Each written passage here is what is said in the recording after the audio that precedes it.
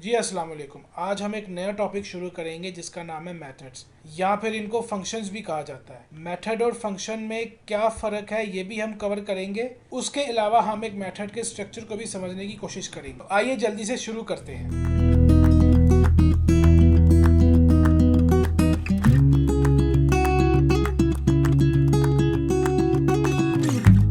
अच्छा, ये मेरे सामने लास्ट वीडियो का कोड ओपन है। ओके, लेकिन मैं यहाँ से शुरू नहीं करूँगा। मैं इसको रिमूव करूँगा, इस प्रोजेक्ट को यहाँ से। प्रोजेक्ट मैंने रिमूव किया, राइट क्लिक करके ऐड न्यू प्रोजेक्ट, और सेम वही टेम्पलेट खुल गई है मेरे सामने। मैं यहाँ पे खोलूँगा डॉट नेट एप्लीकेशन, और यहाँ पे इसको मैं नाम दूंगा मेथड्स। आई गेस इसका प्रोजेक्ट का नेम चेंज करेंगे मेथड्स। ठीक है, इसको मैं क्रिएट कर दूंगा, और ये मेरा न्यू प्रोजेक्ट क्रिएट हो चुका है। अच्छा, अब इसके बाद मैं आप लोगों को बताना चाहता हूँ कि मेथड जो है, बेसिकली देखा जाए तो हम लोग शुरू में लेके आते जितना कोड की हमने मेन फंक्शन के अंदर किया है, या इसको मेन मेथड कह सकते हैं। ओके, तो बेसिकली ये मेन जो है बेसिकली ये मेथड है, और जो भी कोड आप एग्जीक्यूट लाइन करेंगे मेथड के अंदर ही करेंगे, किसी प्रोग्रामिंग लैंग्वेज के अंदर। चूँकि ये वाला जो मेथड है ये मेन फंक्शन जो है, बेसिकली मेन मेथड या मेन फंक्शन बेसिकली कॉल होता है स्टार्टिंग में, और इसको कंपाइलर कॉल करते हैं। आगे से फिर जो भी कॉलिंग होनी है, जो भी कोड एग्जीक्यूट होना है, मेन फंक्शन के अंदर से ही होना है। ओके, किसी भी एप्लीकेशन के अंदर, किसी प्रोग्रामिंग लैंग्वेज के अंदर जहाँ से प्रोग्राम शुरू होता है, that is the main function. Okay, अब यहाँ पे मैं मिसाल के तौर पर अपना एक मेथड बनाना चाहूँगा, अपना मेथड। ओके, सबसे पहले मैं लिखूँगा इसकी रिटर्न टाइप। ओके, मैं सिंपल बिल्कुल बेसिक तरीके से लेके चल रहा हूँ आप लोगों को। अभी मैं कुछ और ऊपर नीचे वाली चीज़ें नहीं करूँगा। सिंपल आप लोगों को बेसिक तरीके से मैं मेथड कॉल करना सिखाने लगा। ओके, मैं यहाँ पे लिखूँगा स्टैटिक। ठीक है, स्टैटिक क्या चीज़ है छोड़ दें अभी इसको, फिलहाल हम इसको बाद में देखेंगे क्या ये कीवर्ड किस काम आता है। जैसे ऊपर वाला मेथड लिखा जाए स्टैटिक वॉइड। ओके, और इसका नाम दूंगा मैं माय मेथड। मैंने इसका नाम दिया माय मेथड।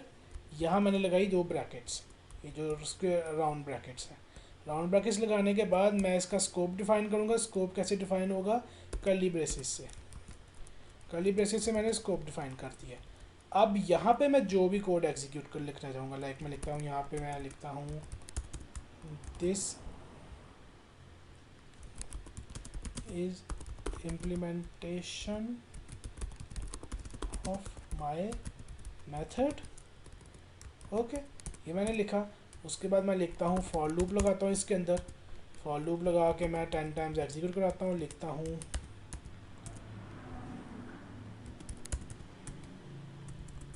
मैं यहाँ पे लिखूँगा CW tap tap iteration number, और यहाँ पे मैं इसको आई की वैल्यू दे के यहाँ पे मैं डॉलर साइन से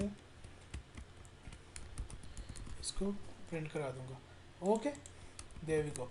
अब ये वाला जो कोड है, ये जो मेथड है, हमने लूप पे पढ़ा था कि लूप यूज होती है रिपीटेशन के लिए, कि जब हमने एक ही लाइन को एक ही जगह पे बार बार रिपीट करवाना हो तो वहाँ पे लूप्स यूज़ होते हैं।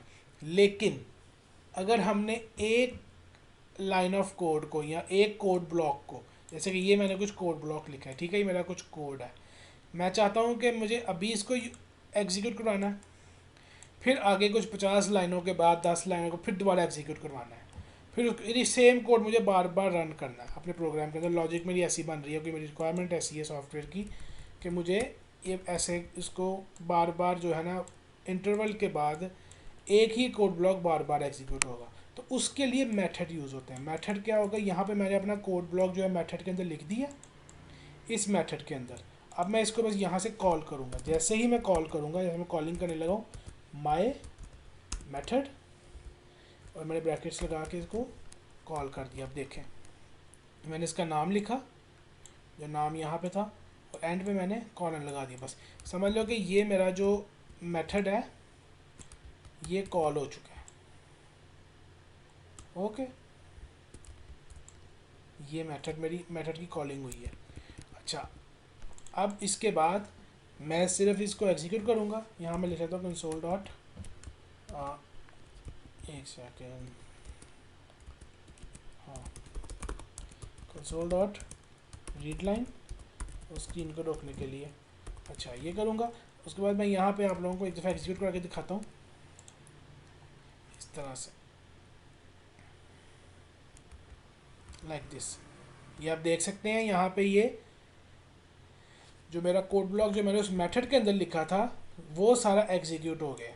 अब इसको मैं ब्रेक पॉइंट लगा के समझाता हूँ कैसे ये एग्जीक्यूट हुआ है। यहाँ मैंने ब्रेक पॉइंट लगाया और देखिए मेरा जो कोड है यहाँ पे रुक गया। अब मैं अगर यहाँ से स्टेप इनटू करूँगा तो इस मेथड के अंदर चला जाएगा वो। अगर मैं स्टेप ओवर करूँगा तो मेथड के ऊपर से डायरेक्टली इस कंसोल डॉट रीड लाइन उसको एग्जीक्यूट करवा देगा, उसकी एग्जीक्यूशन करवा देगा और सीधा कंसोल डॉट रीड लाइन के ऊपर आ जाएगा। और अगर मैं स्टेप ओवर करूँगा यानी स्टेप आउट, तो जाहिर है फिर अगर वो इस डेफिनेशन के अंदर है तो यहाँ से बाहर निकल के सीधा कंसोल डॉट रीड लाइन पे आ जाएगा। ओके, तो मैं फ़िलहाल इसके अंदर जाता हूँ, मैं F11 दबाऊँगा, स्टेप इनटू F11 दबाया और यहाँ पे आ गया। यहाँ पे आने के बाद चेक करो कंपाइलर सीधा जैसे ही मेथड कॉल किया है वो कंपाइलर, मेरे तो कंपाइलर है मेथड के अंदर चला गया। अब अंदर जाके इसकी सारी लाइनें एग्जीक्यूट करवाएगा वो। यहाँ पे आया, ये लाइन एग्जीक्यूट हुई। अभी लाइन एग्जीक्यूट हुई नहीं है, मैं इसको F11 दबाऊँगा फिर एग्जीक्यूट होगी। यहाँ पे कंपाइलर रुका हुआ है, मैंने F11 दबाया और देखो ये लाइन यहाँ पे एग्जीक्यूट हो चुकी है।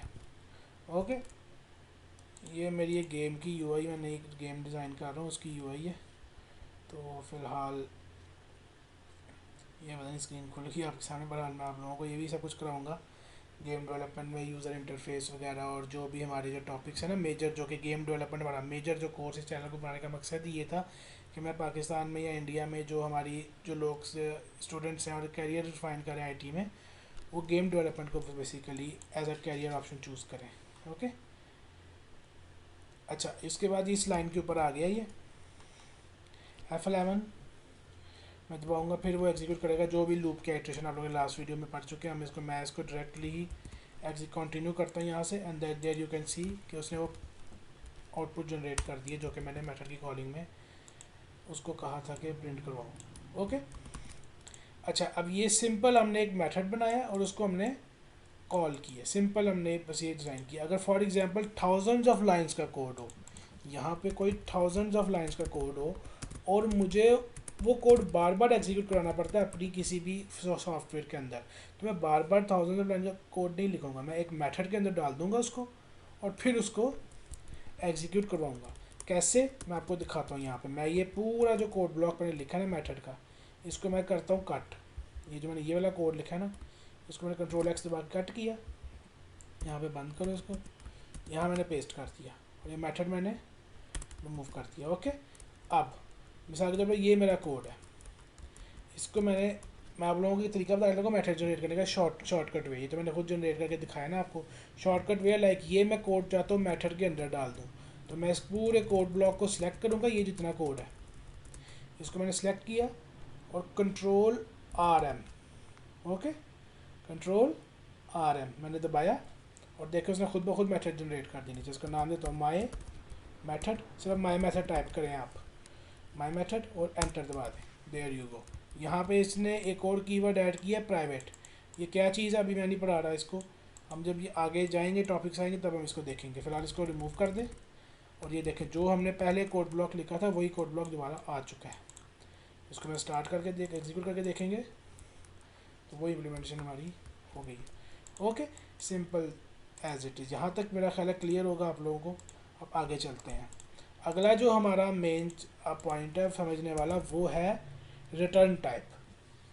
रिटर्न टाइप क्या होती है मेथड की, यहाँ मैं कमेंट में लिखता हूँ रिटर्न टाइप। हम एक और मेथड बनाएंगे, मैं लिखूँगा static void, okay, get sum, नहीं बल्कि स्टैटिक वॉइड, इसका मैं कुछ और नाम दे देता हूँ, get age, okay, get age.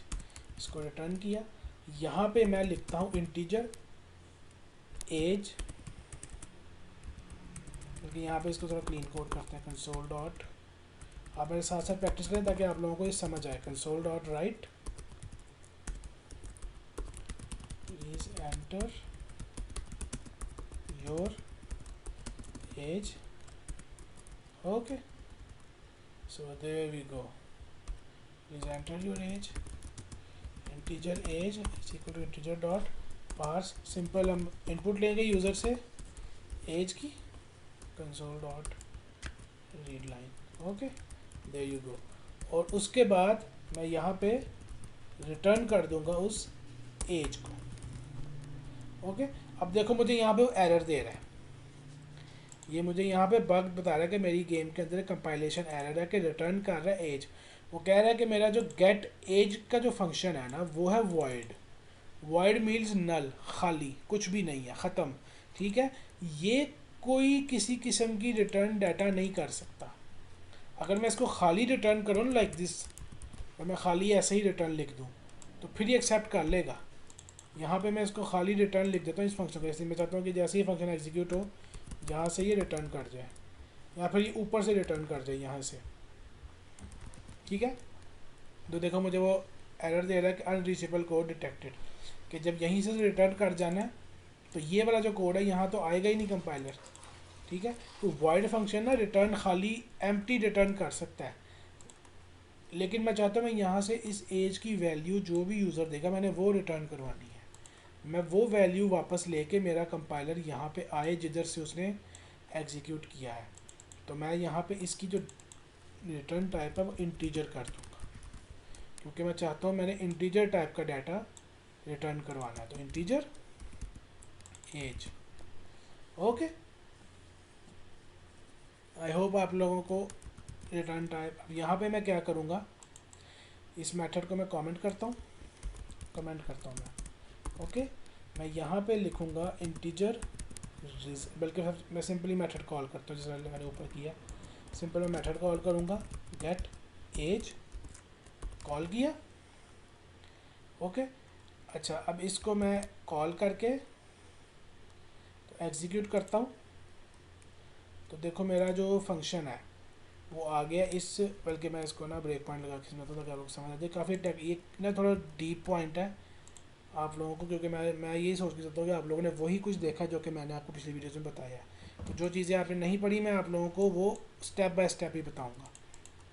Okay, ये यहाँ पे मैंने ब्रेक पॉइंट लगाया, एग्जीक्यूट किया, और अब ये देखें यहाँ पे मेरा कंपाइलर रुक गया। मैं F11 पाऊँगा, अंदर चला गया मेरे फंक्शन के अंदर। जाने के बाद इसने ये लाइन प्रिंट की F11, फिर ये लाइन प्रिंट, अभी ये एग्जीक्यूट की नहीं है, एग्जीक्यूट करेगा एंड देन यहाँ पे वो देखो रुक गया। अब मुझे इनपुट मांग रहा है, मैंने इनपुट दी इसको 25 लाइक दिस। ठीक है, तो अब वो अगली लाइन पे आ गया। अगली लाइन पे आने के बाद जब मैं F11 दबाऊँगा, यहाँ पे लिखा रिटर्न एज। ठीक है, ये रिटर्न, तो यहीं से वो रिटर्न कर जाएगा, बल्कि अगली लाइन सॉरी यहाँ पे ब्रैकेट्स में आएगा, ब्रैकेट से जो क्लोजिंग ब्रैकेट है उसकी वहाँ पे गया, वहाँ से रिटर्न कर गया।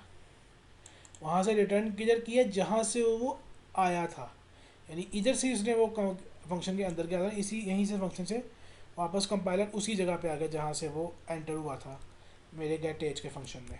ओके, अब यहाँ पे आने के बाद उसने वैल्यू रिटर्न की है, एज की वैल्यू असल में इस जगह पे यहाँ पे मौजूद है, लेकिन मैं उसको यूटिलाइज़ नहीं कर सकता।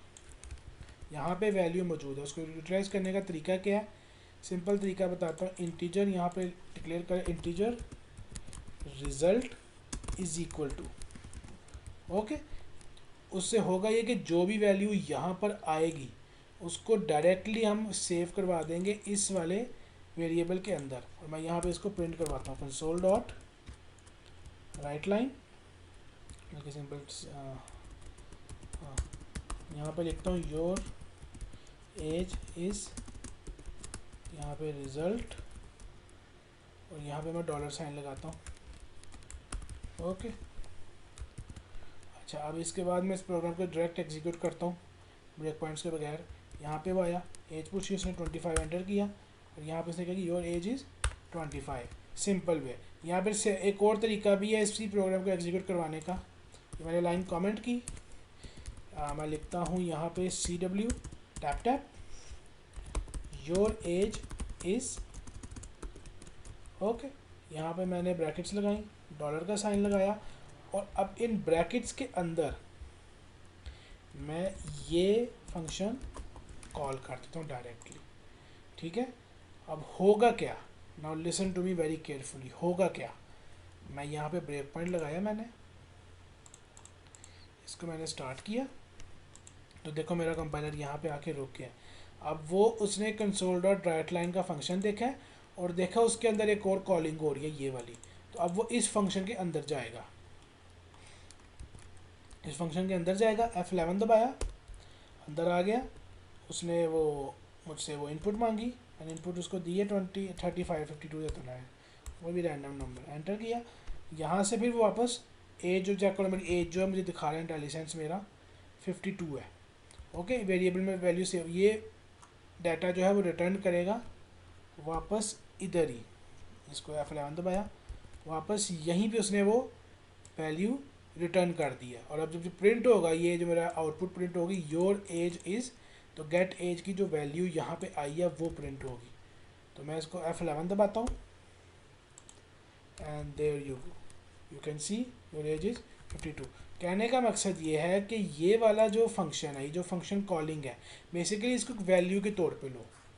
ठीक है, इसकी डाटा टाइप इंटीजर है, ठीक है, इसको इंटीजर वेरिएबल के तौर पर, लेकिन फ़र्क क्या है कि जहाँ पे भी मैं इसको यूज़ करूँगा तो होगा कि मेरा पूरा जो कोड है वो एग्जीक्यूट होगा और एंड पे वो कोई ना कोई इंटीजर टाइप की वैल्यू रिटर्न करेगा। ओके, तो इसी तरह मैं दूसरे फंक्शन लाइक मैं लिख सकता हूँ static integer sorry string type का मैं बनाता हूँ गेट नेम। ठीक है, इसी को मैं कॉल कर लेता हूँ यहाँ पे, इसको मैं कॉपी पेस्ट करता हूँ, प्लीज़ एंटर योर नेम, इसको मैंने स्ट्रिंग लिखा, यहाँ पे मैं नेम लिखता हूँ।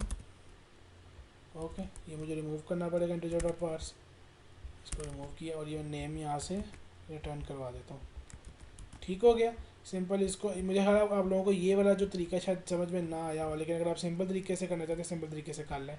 इसको यहाँ पर लिख लें string result is equal to get name, ठीक है, और यहाँ पे आप प्रिंट करवा दें योर नेम इज़, यहाँ पे result, and then you can print the name. Okay, इसको स्टार्ट किया।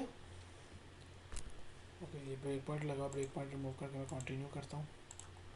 Okay, your age 25, enter your age 25, enter your name is tech mentor, enter your name is tech mentor। okay, this is the return type। अब एक आखिरी point जो कि मैंने बताना है कि हमने ये देखा है कि फंक्शन से डाटा गेट कैसे करना है। अगर मैंने फंक्शन के अंदर कोई डाटा पास करना हो, ठीक है, तो हम उसके लिए यूज़ करते हैं पैरामीटर्स, पैरामीटर्स।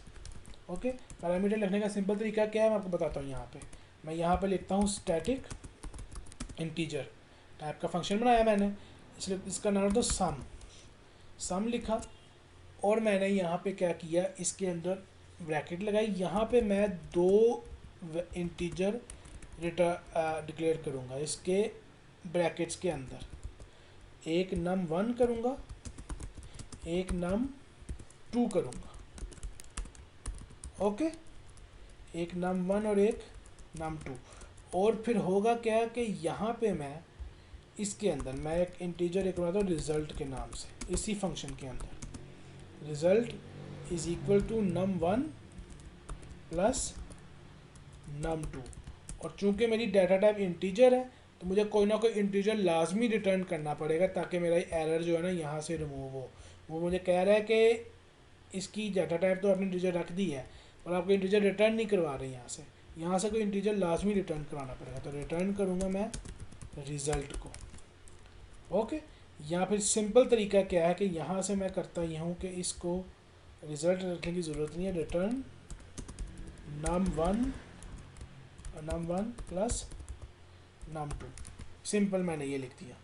ओके, अब उसके बाद एक स्टार, इसको मैं कॉपी करता हूँ, यहाँ पेस्ट करता हूँ, इसको मैं नाम देता हूँ सब, इसको num1 minus num2, there you go.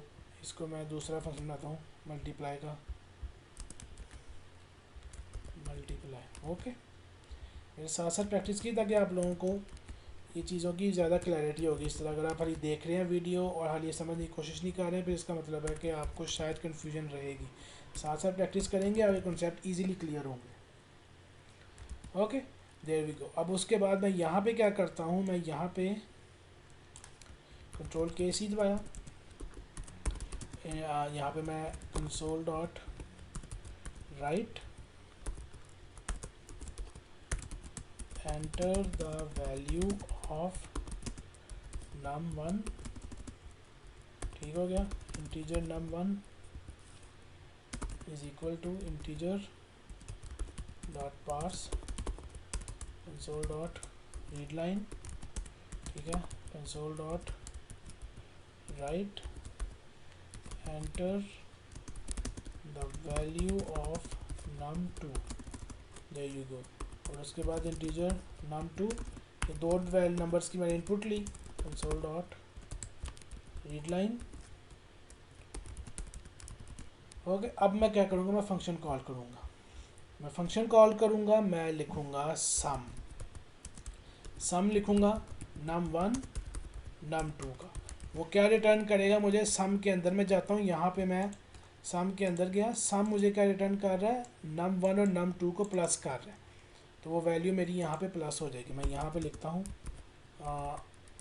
Result is equal to सम।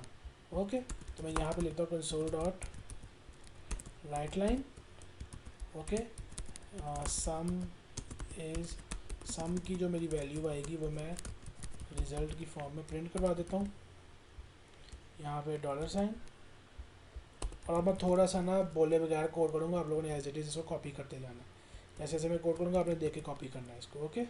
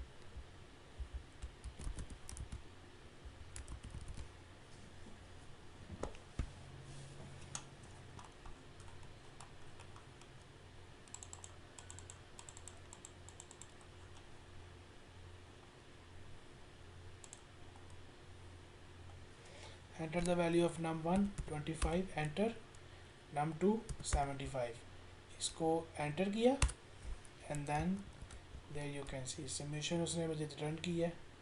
और ये मेरा ख्याल है इसने यहाँ पे मैंने ओके मैंने इसको दिखाई नहीं, मल्टीप्लिकेशन, यहाँ पे डिवीजन जो है बेसिकली वो फ्लोट में होती है, पॉइंट में वैल्यूज आती हैं। बहरहाल 25 एंड 50, ओके, तो देखो उसमें डिवीजन जो है मुझे उसने 0 रिटर्न किया, क्योंकि 0.5 बेसिकली रिटर्न होना चाहिए, लेकिन वो चूँकि इंटीजर जो है पॉइंट की वैल्यू स्टोर नहीं करता, इस वजह से उसने 0 रिटर्न कर दी है। बहरहाल आई होप आप लोगों को पैरामीटर्स और रिटर्न टाइप की समझ आई होगी, मेथड्स की समझ आई होगी, और मेथड और फंक्शन में फ़र्क क्या है। बेसिकली एक थेरेटिकल बेसिकली कॉन्सेप्ट है, किताबों में आपको बुक्स में कुछ मिलेगा, जो कुछ किताबों में ये लिखा होता है, बाज़ हर जगह ज़रूरी नहीं है। फंक्शन और मेथड जो है ना एक ही चीज़ है, लेकिन जिस मेथड की रिटर्न टाइप वॉइड हो, ठीक है, वॉइड हो तो वो तो ओके इट्स अ मेथड, लेकिन जिसकी रिटर्न टाइप इंटीजर हो या फिर कोई और स्ट्रिंग हो या उसके अलावा कुछ हो वॉइड के अलावा, तो वो फंक्शन बन जाता है। सिंपल, ये बुक्स के अंदर आप लोगों को ये बस एक मुझे डेफिनेशन जो है इसकी डिफरेंस मुझे मिला था कि जो जिस मेथड की रिटर्न टाइप वॉइड नहीं है कोई और है वो फंक्शन है।